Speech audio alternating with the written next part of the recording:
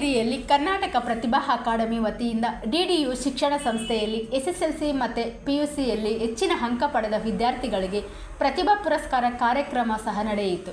ಈ ಕಾರ್ಯಕ್ರಮ ಉದ್ಘಾಟಿಸಿದ ಜಿಲ್ಲಾ ಎಸ್ಪಿಯಾದ ಪೃಥ್ವಿ ಶಂಕರ್ ವಿದ್ಯಾರ್ಥಿಗಳನ್ನು ದುಷ್ಕಟಗಳಿಂದ ದೂರವಿದ್ದು ಸಮಯದ ಸದುಪಯೋಗ ಮಾಡಿಕೊಂಡು ಭವಿಷ್ಯ ರೂಪಿಸಿಕೊಳ್ಳುವಂತೆ ಕರೆ ನೀಡಿದರು. ಮುಖ್ಯ ಅತಿಥಿಯಾಗಿ ಭಾಗವಹಿಸಿದ ಕಲ್ಯಾಣಾಧಿಕಾರಿ ಸಿದ್ದಣ್ಣ ಹಣಬಿ ಸ್ಪರ್ಧಾತ್ಮಕ ಯುಗದಲ್ಲಿ ಏಕೆಂದರೆ ಪ್ರತಿಯೊಂದು ಕ್ಷಣವನ್ನು ಓದಿಗೆ ಮೀಸಲಿಟ್ಟು ಮನೋಭಾವ ಬೆಳೆಸಿಕೊಳ್ಳಬೇಕೆಂದು ಸಲಹೆ ನೀಡಿದರು. ಕಾರ್ಯಕ್ರಮದಲ್ಲಿ ಅಹಿಂದ ಘಟಕದ ಹನುಮಗೌಡ ಮರಕಲ್ ಸೇರಿದಂತೆ ಹಲವು ಗಣ್ಯರು ಸಹ ಉಪಸ್ಥಿತರಿದ್ದರು.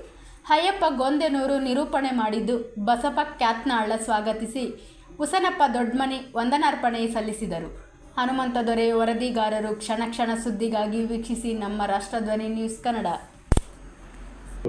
ಸಾವಿರಾರು ಮಕ್ಕಳು ಎಲ್ಲ ರೀತಿಯಿಂದ ಇವತ್ತು ಶೈಕ್ಷಣಿಕವಾಗಿರ್ಬೋದು, ಔದ್ಯೋಗಿಕವಾಗಿರ್ಬೋದು ಮತ್ತು ಇನ್ನಿತರ ಎಲ್ಲ ಒಂದು ಅವರ ಒಂದು ಪ್ರತಿಭೆಯನ್ನು ಗುರುತಿಸೋಸ್ಕರ ಇಂಥ ಒಂದು ಅನೇಕ ಕಾರ್ಯಕ್ರಮ ಕೂಡ ಅವರು ಮಾಡ್ತಾ ಇದ್ದಾರೆ. ಅವರ ಚಿಂತನೆ ಏನಿದೆ ಅಂದ್ರೆ ಇವತ್ತು ತಾವೆಲ್ಲ ಅವರ ಒಂದು ಏನಿದೆ ಸಮುದಾಯದಲ್ಲಿ ಪ್ರತಿಭೆಗಳನ್ನ ಗುರುತಿಸಿ ಸನ್ಮಾನ ಮಾಡ್ತಾ ಇದ್ದಾರೆ.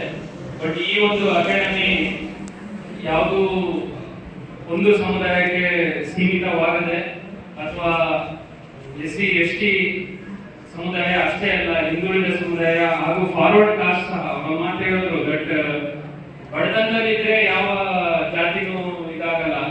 ಸೊ ಹಾಗಾಗಿ ಈ ಒಂದು ಒಳ್ಳೆಯ ಕಾರ್ಯಕ್ರಮ ಆಯೋಜನೆ ಮಾಡಿರೋದ್ರಿಂದ ಈ ಕರ್ನಾಟಕ ಪ್ರತಿಭಾ ಅಕಾಡೆಮಿಗೆ ಮೊಟ್ಟ ಮೊದಲನೇದಾಗಿ ನಾನು ಅಭಿನಂದನೆಗಳನ್ನ ಸಲ್ಲಿಸ್ತೇನೆ.